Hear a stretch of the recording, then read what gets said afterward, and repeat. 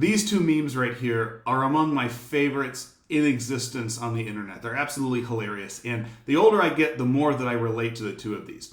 Now, I can't say that this happens every single day, but I'd be lying if I said that I've never woken up without a really bad pain in my neck that had a completely unknown origin. Went to bed perfectly fine, woke up the next morning, and it's like, oh my God. And I'm sure the casual viewer at some point watching this video has had this experience. So before we start, welcome back to Catalyst University. My name is Kevin Tokoph, and in this video we're going to be talking about acute wry neck. So acute wry neck, generally speaking, is a type of torticollis.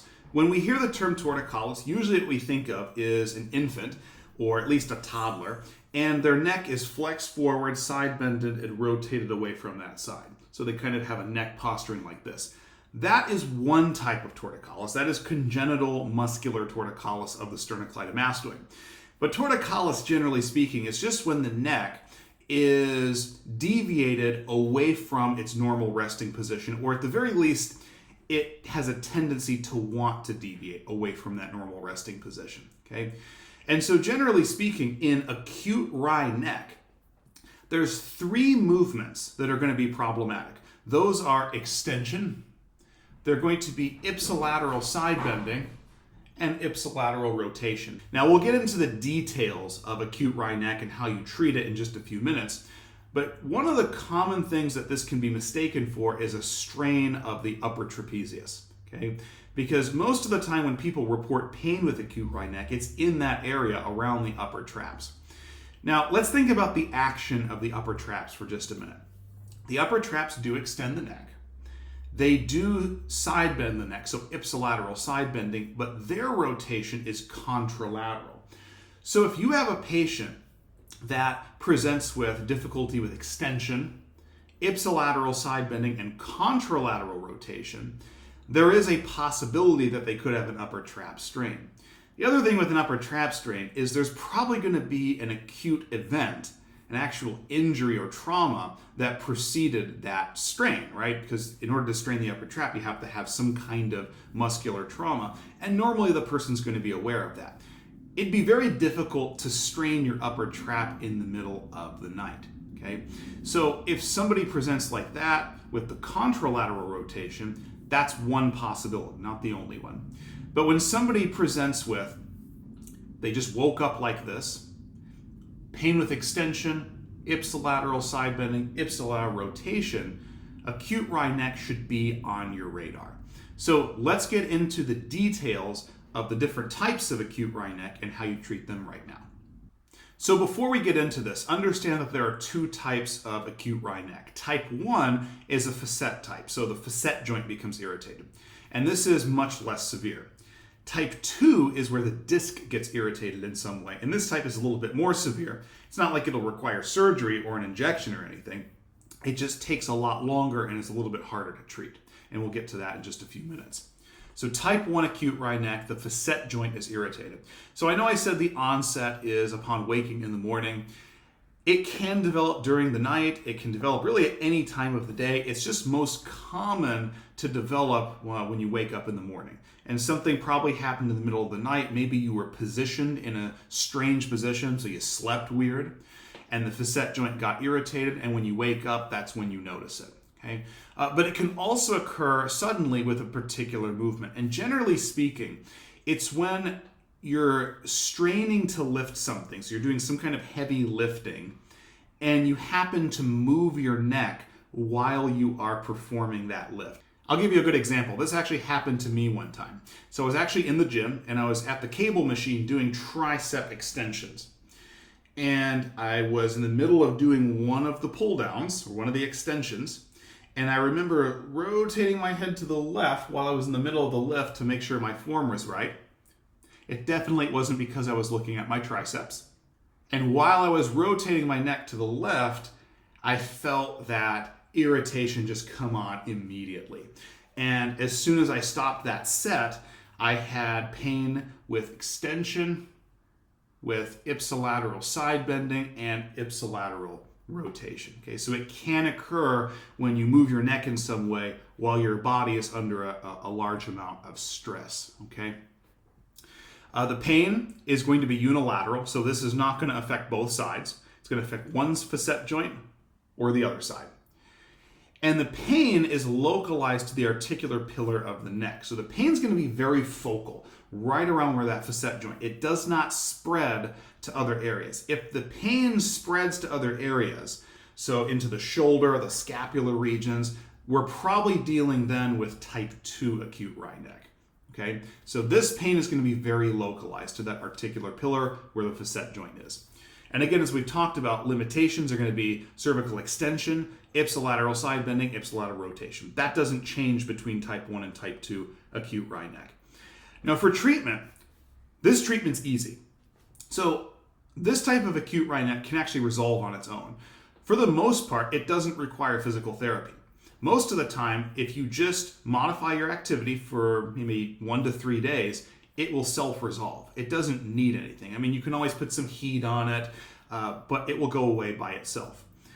If for whatever reason it doesn't go away by itself and you needed physical therapy, which is very uncommon, or you have a patient that already is in physical therapy for something else and they just happen to come in with acute Rhineck, it can pretty easily be relieved in a single treatment with localized mobilization or manipulation. And in general, those are mobilizations and manipulations that gap that facet joint.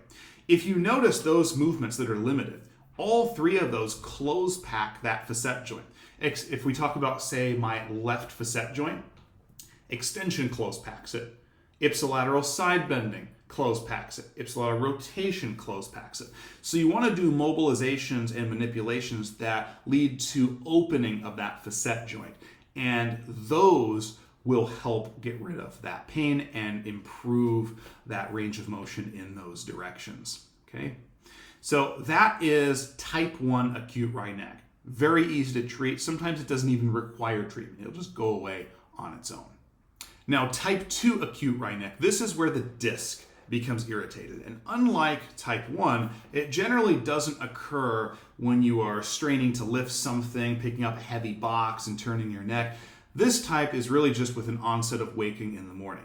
If you happen to injure your disc doing a heavy lift, that's probably a straight up disc herniation, and it may cause radicular symptoms, it may not. That's something else entirely. This is just a little bit of disc irritation. There's no protrusion, there's no herniation, just a little bit of irritation.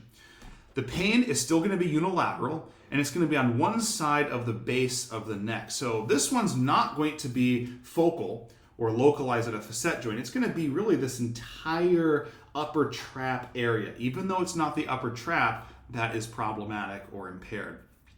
Now, this type of acute Rhineck spreads unilaterally to the yoke area and then down into the middle region of the scapula. One dead giveaway that you're dealing with this type is when somebody has medial scapular pain. So they might describe there's some pain that feels like it's between the spine and the scapula, or maybe it's deep to the scapula, and nothing they do, they can't stretch it, massage doesn't help. It's like they can't get to that pain. When you have that medial scapular pain, that's what's called a Cloward sign. And Cloward sign is referral from the discs. And it's not like this is the only condition where you can have Cloward signs. Cloward signs can be accompanied by any time there's irritation of the disc. But this is a referral pattern. It is not shooting pain. It is not radicular symptoms. This is just referral from a little bit of disc irritation in that medial scapular area. And when you have those Cloward signs and acute Rhineck, that's a dead giveaway that you're dealing with type 2. Okay? And that pain can also spread down the outer and posterior arm and shoulder, sometimes as far as the elbow, although that's a lot less common. And again, this is not shooting pain. It is not radicular pain. This is referred pain. Okay? If it was radicular pain or shooting pain, it would follow a peripheral nerve pattern or a dermatomal pattern. Okay? This is not what that is. And again, the limited movements are going to be the same. Extension, ipsilateral side bending, ipsilateral rotation. Now, for treating type 2 acute Rhineck, it generally does not self-resolve. Okay? It's going to take longer to relieve, and it does not respond well to localized mobilization or manipulation.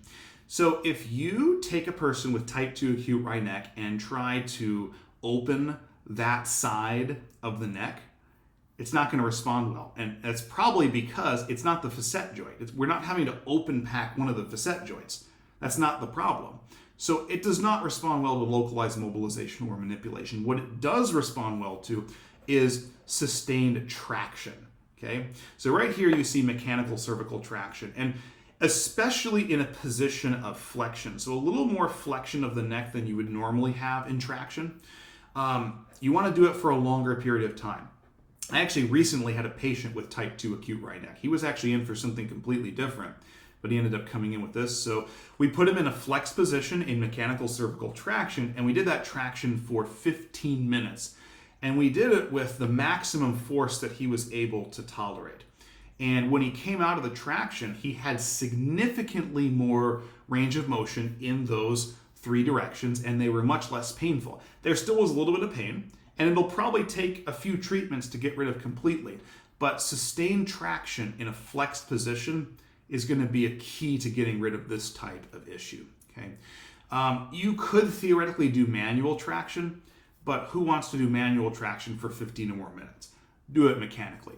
And it may also respond well to sustained rotational distraction. So what that is it's still traction, but you do it with the neck rotated maybe about 15 degrees, not very much. It's not like you're going 50 degrees or anything like that. So 10 or 15 degrees, and then you perform the traction there as well. That can also help with type 2 acute wry neck. Although at the very least, you should definitely do sustained mechanical traction in a flexed position as you see right here. So hopefully this video gave you a good understanding of acute wry neck, and maybe it's happened to you, and maybe now you know how to deal with it. So please be sure to like this video and subscribe to my channel.